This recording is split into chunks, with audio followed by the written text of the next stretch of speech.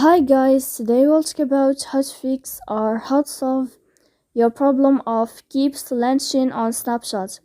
To know how to fix or how to solve the problem of keeps launching on Snapchat, you should just go to settings. Here in this page you click apps, default apps, app settings. Then this list you will enter to the window of Snapchat and you click here in this page as you see. Then this list of app info, you will click on the first stop and you will click OK. Here we'll enter to the window of storage. Then you click clear cache. Then you can turn off your Wi-Fi and you can wait 3 seconds to turn on your Wi-Fi again.